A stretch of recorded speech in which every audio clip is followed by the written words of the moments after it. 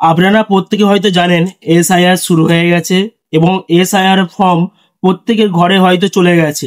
তো আপনারা কি করে 5 মিনিটে এসআইআর ফর্ম ফিল আপ করবেন সঠিক নিয়মে। তো আজকে আমি আপনাদেরকে দেখিয়ে দেবো আপনারা কি করে 5 মিনিটে এসআইআর ফর্ম ফিল আপ করবেন। দেখুন, প্রথমে যেটা আছে এখানে জন্ম তারিখ এবং হচ্ছে মাস বছর।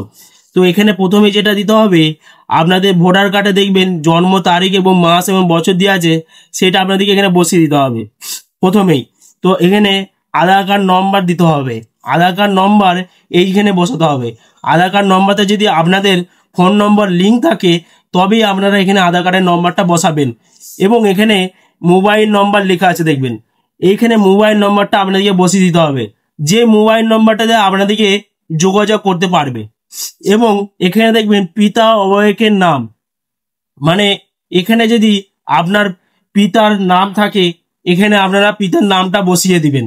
এবং পিতা অবয়কের এপিক নম্বর যদি থাকে, যদি আপনাদের এপিক নম্বরটা থাকে বসিয়ে দিবেন। এবং যদি আপনার পিতা মৃত হয় তাহলে কিন্তু এখানে এপিক নম্বরটা বসাতে হবে না। এবং মায়ের নাম, যদি আপনার মায়ের নাম এখানে থাকে মায়ের নামটা এখানে বসিয়ে দিবেন। এবং মায়ের এপিক নম্বর যদি থাকে, এপিক নম্বরটা হচ্ছে আপনারা দেখবেন এখানে একটা লিস্টেতে, ভোটের লিস্টটাতে বার করে নেবেন অনলাইনের মাধ্যমে, এবং এপিক নম্বরটা এখানে দেখবেন পেয়ে যাবেন। এই এপিক নম্বরটা ওইখানে বসিয়ে দিবেন। এবং স্বামী ও স্ত্রীর নাম যদি থাকে, যদি আপনাদের স্ত্রীর নাম থাকে 2002 লিস্টে, আপনারা এখানে স্ত্রীর নামটা বসিয়ে দিবেন। এবং স্ত্রীর এপিক নম্বর যদি থাকে সেটাও এখানে বসিয়ে দিবেন। এবং নির্বাচকের নাম, নির্বাচক মানে হচ্ছে আপনি ভোটার, ওর জন্য আপনাদেরকে যে আপনার ভোটার কার্ডের যে নামটা আছে এখানে বসিয়ে দিবেন। এবং এপিক নম্বর যদি থাকে, এপিক নম্বরটা আপনাদের যে এপিক নম্বরটা ভোটার কার্ডে লেখা আছে সেটা আপনারা বসিয়ে দিবেন। এবং আত্মীয়র নাম আপনার বাবার নাম বসাতে পারেন এখানে। এবং শ্রমিকে এবং সম্পর্ক যদি আপনার বাবার নাম বসান এখানে লিখে নিতে হবে পিতা বলে। এবং জেলা আপনাদেরকে এখানে যদি আপনাদের যে জেলা আছে সেই জেলাটা এখানে বসিয়ে দিতে হবে। এবং রাজ্যের নাম আপনাদের যেটা আছে সেটা আপনারা এখানে বসিয়ে দিবেন। এবং বিধানসভা ক্ষেত্রের দেখবেন আপনাদের যে অনলাইনের মাধ্যমে আপনারা যে লিস্টটা ভোটার কার্ডের লিস্টটা বার করবেন, এখানে দেখবেন বিধানসভার নামটা লেখা থাকবে, এই নামটা আপনারা লিখে ওখানে বসিয়ে দিবেন। এবং বিধানসভা ক্ষেত্রের নম্বর হচ্ছে দেখবেন এই পাশেতে লেখা থাকবে, এই যে 1995 এটা বসিয়ে দিতে হবে এখানে।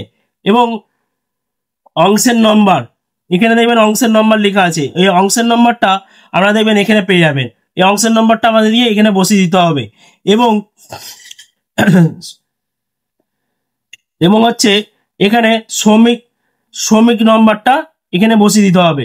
শ্রমিক নম্বরটা হচ্ছে এই যে দেখবেন আপনাদের দেখবেন যে অনলাইনের মাধ্যমে ভোটের লিস্টটা বার করেছেন, এখানে দেখবেন শ্রমিক নম্বরটা থাকবে, এই নম্বরটা এখানে বসিয়ে দিতে হবে। এবং 2002 এর লিস্টে এখানে যদি থাকে আপনার নাম, এই জায়গাটাতে আপনাকে বসাতে হবে। এবং 2002 যদি লিস্টে যদি নাম থাকে আপনাদেরকে এই জায়গাটাতে ফর্ম ফিল আপ করতে হবে। তো এইখানে যেটা আপনি লিখেছিলেন এখানে দেখবেন লিখতে হবে নাম, এপিক নম্বর যদি থাকে, এবং হচ্ছে আত্মীয়র নাম, এবং সম্পর্ক যেটা আপনাকে বসাতে হবে, এবং জেলা এবং রাজ্যের নাম, এবং বিধানসভা ক্ষেত্রের নাম, এবং বিধানসভা ক্ষেত্রের নম্বর, অংশের নম্বর, এবং হচ্ছে শ্রমিক নম্বরটা এখানে বসিয়ে দিবেন। এবং এই জায়গাটার মধ্যে আপনাকে সই করে জমা দিয়ে দিতে হবে।